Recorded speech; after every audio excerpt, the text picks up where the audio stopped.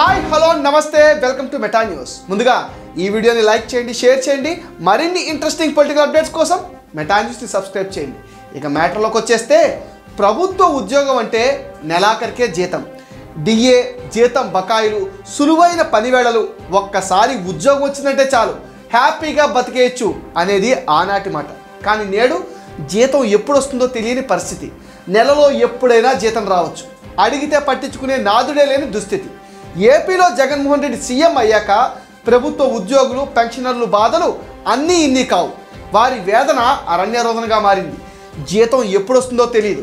పిల్లల ఫీజులు, ఇంట్లో ఖర్చులు, ఇంటి అద్దెలు, అనారోగ్యాలు వెరసి ప్రభుత్వం తీరుపైన ఉద్యోగులు మండిపడుతున్నారు. వైసీపీ ప్రభుత్వ పాలనలో ప్రభుత్వ ఉద్యోగులు, పెన్షనర్ల పరిస్థితి దారుణంగా మారింది. సరైన సమయానికి జీతాలు పడక వారు తీవ్ర ఇబ్బందులకు గురవుతున్నారు. 1వ తారీఖున పడాల్సిన జీతాలు ఒక్కోసారి నెల మధ్యలోనూ పడిన సందర్భాలు చాలా ఉన్నాయి. జనవరి నెల జీతాలు ఇంకా రాలేదు. ఫిబ్రవరిలోనూ ఉద్యోగులు, పెన్షనర్లకు అదే పరిస్థితి ఎదురయ్యే సూచనలు అయితే స్పష్టంగా కనిపిస్తున్నాయి. 1వ తారీఖు దాటి 3 రోజులు గడుస్తున్నప్పటికీ ఉద్యోగులకు, పెన్షనర్లకు ఖాతాలో డబ్బులు ఇంకా జమ కాలేదు. కేవలం న్యాయ వ్యవస్థ, పోలీసు, సచివాలయ ఉద్యోగులకు మాత్రమే వేతనాలు పడ్డాయి.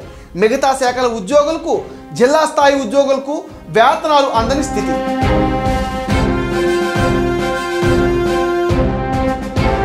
ఏపీ అంతటా పెన్షనర్లు అల్లాడుతున్నారు. జగన్ మాకెందుకు ఈ కర్మ అంటున్నారు. మొదటి వారంలోనే పెన్షన్లు ఇవ్వకపోతే ఎలా అని ప్రభుత్వాన్ని పెన్షనర్లు ప్రశ్నిస్తున్నారు. నెలకు 5,000 నుంచి 500 కోట్ల రూపాయల వేతనాలు పెన్షన్ల రూపంలో ప్రభుత్వం జమ చేయాలి. ఫిబ్రవరి 6వ తేదీ తర్వాతే వేతనాలు అని ఆర్థిక శాఖ అధికారులు చెబుతున్నారు. 6వ తేదీ సెక్యూరిటీ బాండ్లు వేలం ద్వారా 4,000 కోట్ల రూపాయలు జమ కావాలి. అప్పుడు మాత్రమే ఉద్యోగులు, పెన్షన్దారులకు వేతనాలు, పెన్షన్లు పడతాయని ప్రభుత్వ వర్గాలు చెప్తున్నాయి. మరోవైపు ఏపీ ప్రభుత్వం చేస్తున్న అప్పులు అన్నీ ఇన్ని కావు. ఎక్కడ పడితే అక్కడ, ఎప్పుడంటే అప్పుడు అప్పులు చేస్తూనే ఉన్నారు. జగన్ సీఎంగా కాదు, అప్పులు అప్పారావులా మారాడనే విమర్శలు వెల్లువెత్తుతున్నాయి. బటన్ నొక్కడానికి ఆయన పరిమితం అవుతున్నారు. ఏపీ ఈసారి భారీగా ఆర్బీఐ నుంచి అప్పు తీసుకుంది. 4,000 కోట్లు ఇండియన్ పంపింది.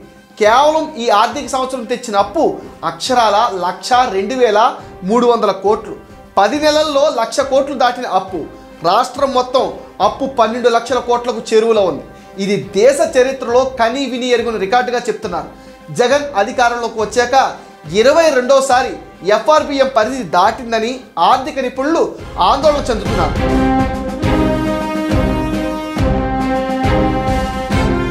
ఆంధ్రప్రదేశ్లో ఉద్యోగులు, ఉపాధ్యాయులతో పాటు పెన్షనర్లకు కూడా సకాలంలో వేతనాలు అందడం లేదు. ప్రతి నెల ఆలస్యంగా పెన్షన్లు, జీతాలు జమ చేస్తున్నారు.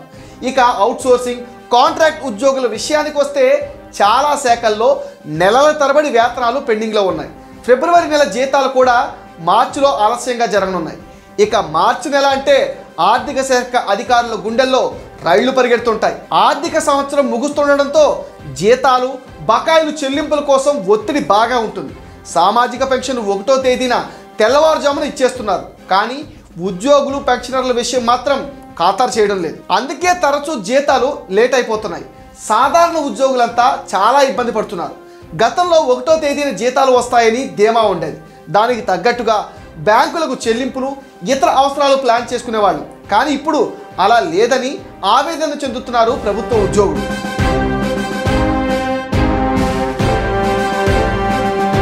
సంక్షేమ పథకాల కోసం వెచ్చిస్తున్న మొత్తం పెరగడం, కేంద్రం నుంచి రావాల్సిన జీఎస్టీ వాటా సకాలంలో అందడం వంటివి ఎన్నో అంశాలు అప్పులకు కారణమని ఏపీ ప్రభుత్వం చెప్తుంది. ఉద్యోగులైతే ఏం మాట్లాడలేరు. అదే నవరత్నాల్లో భాగంగా అందించే సామాజిక పెన్షన్లు ఆలస్యమైతే వారంతా ఓటర్లు కాబట్టి తమ పార్టీకి ఓటేరేమోని భయం అధికార పార్టీలో ఉంది. అంతేకాదు, అధికారంలోకి వచ్చిన వారంలోనే సిపిఎస్ రద్దు చేసి ఓపీఎస్ అమలు చేస్తానని చెప్పిన హామీ కూడా అమలు కాలేదు. ఎట్టి పరిస్థితుల్లోనూ జీపీఎస్కి అంగీకరించమంటున్నారు.